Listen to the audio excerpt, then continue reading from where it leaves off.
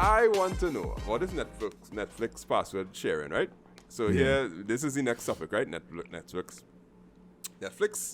going and roll out this password sharing crackdown. They do it in some of the lesser known countries in the what they do it by? Latin America countries and whatnot. They tested it out last year, but for the first time they tested it out in a big country, which is Canada. So they tested it in Canada in February, I believe.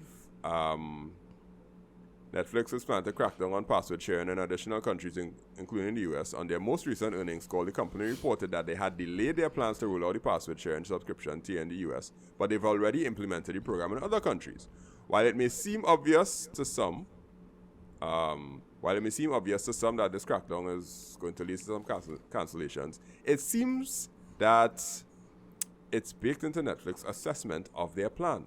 Now, read this part here. Where the part about Canada, boy. All right. Peters also said... Sharing the wrong article. I knew that. Yeah. Right. Okay, good. So, just for general purposes. Right, good.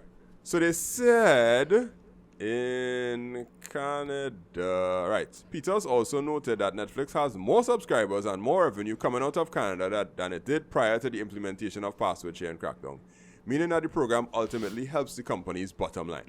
Now, I didn't trust this website because the name of the website is themanual.com. And I was like, nah, I mean, the website is designed properly. It looks reputable. Yeah, I mean, look at some of the menu items. Men's style, men grooming. So what I did is I went and find the actual earnings call PDF, right? Yeah. So that was sent to shareholders on the 18th of April 20, right? So if we do, I'll search for the word Canada.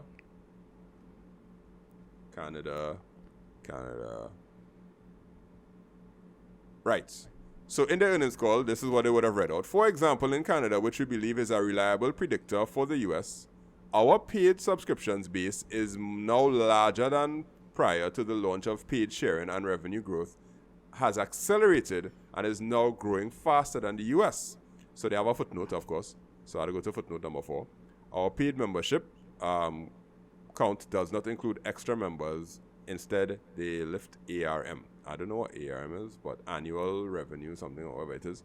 Now, the actual graphs and all those different things, like you could see all the revenue share and graphs and all those different things. These earnings calls will be real detailed, and they have all kind of metrics and breakdown and whatnot. By the end of the day, I checked it out, and it is true.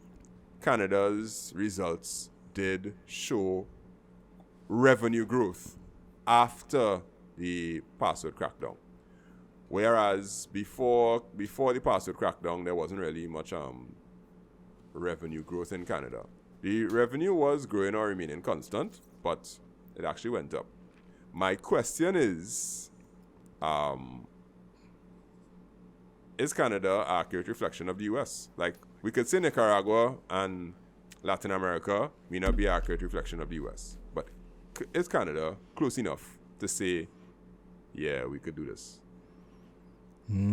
That's a tough question. I mean, because it's so close to each other, you might think, yeah, but at the same time, you're not sure how Canada culture and the people different from the US, they're different. Based on this, right, it came me to think. So I started thinking, I was like, okay, now let's see if we could put this in perspective.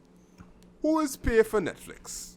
The people who decide that they want to get some show on Netflix, they start paying for it, and they could pay for it. It comes out of their credit card every month, and they don't really ask any questions because the Netflix payment is the Netflix payment.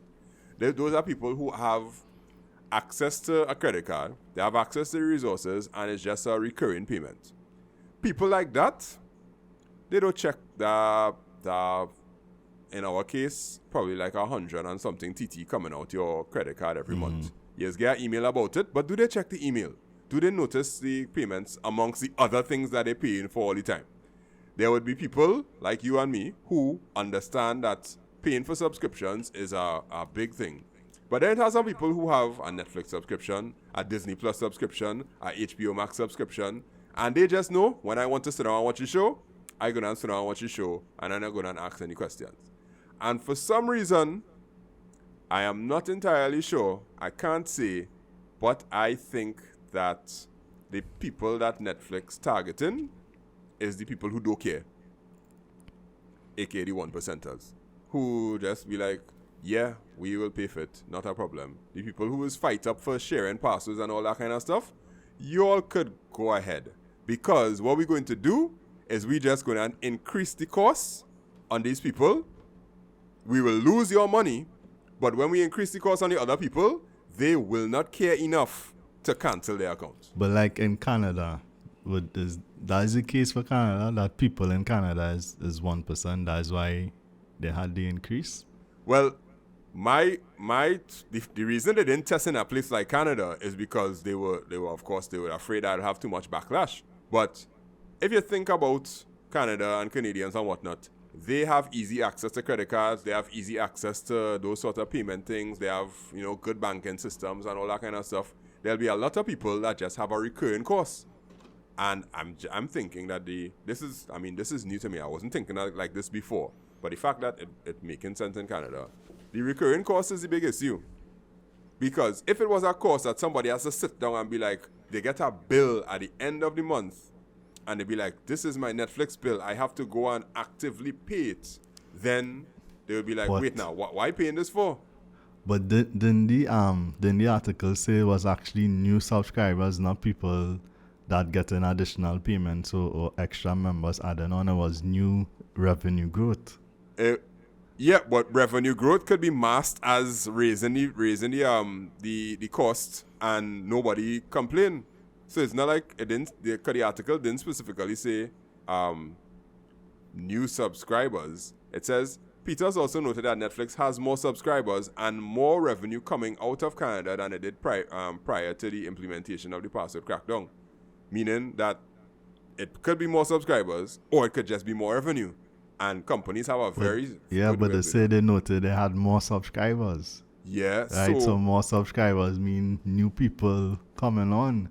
And the footnote was that wasn't necessarily the extra members, meaning if you're sharing your password, you need to pay for these other people. They say it wasn't that. So it was new people. So then that make it even worse now. Because people know what's going to happen.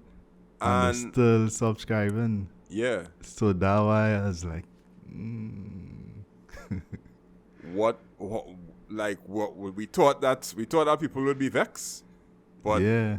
Canada not vex, unless Canada happy because they have plenty LGBTQ representation on Netflix. So there's like, hey, it's woke is our woke. They're woke nation. Yeah. So we as a woke nation will watch this woke service. So like, without getting into too much politics or whatever, right? So the U.S., at least from me observing the U.S., like when Trump came on board, the swing real far to the right. Yeah. Then Biden in the past few years, the swing real far to the left. Exactly. And it kind of feeling like it went a little bit too much to the left, so it probably coming back a little bit, at least in the middle. So that being said, U.S. adoption rate in terms of Netflix and the type of content they're putting out, that it might be different. And if they're not look at the I'm not sure if you saw the Budweiser backlash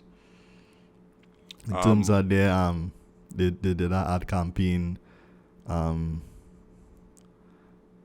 They did an ad camp. Well, Budweiser, right? Budweiser is a beer, and they as a beer. You think your target audience is male, and most likely straight or whatever, So they did an ad campaign with a transgender woman, right, as the face of it, and it had big backlash, and the share price dropped by a couple $1 billion. People was going online and shooting up and getting rid of the Budweiser or whatever, So it's like people kind of, and the whole revenue and everything down. So people, it seems in the US, people kind of moving away from that and kind of coming back to the other side. So if Netflix continue with that type of content, I'm not sure how how the growth in the US actually going to be going forward. I want to see, but I want to see. Because I mean, in it's Trinidad, shocking. I don't really watch Netflix that much. Because I mean, you just see it. Not Right. saying I against certain content, but it just has certain content that appeal more to me. So okay, so let you take it to Trinidad, all right? Because more Yeah. than likely, when this get implemented in Trinidad, what are we going to experience? Are we going to experience mass cancellations, or are people just going to go with the flow? Because one of the things that we just spoke Go with about, the flow. we were just talking up. We were talking about how Trinidaders complain about something, and then 1 week later, KFC prices raised, and the Yeah, mini money thing, whatnot. You think because every time I post a video about this on TikTok, everybody just be like, nah, I canceling. I don't need that. I just use this. I just stream. I just use IPTV and all that kind of things. And I like, yeah, you are the people that following a tech guy on TikTok. So you most likely know about those things, and you most likely familiar with it.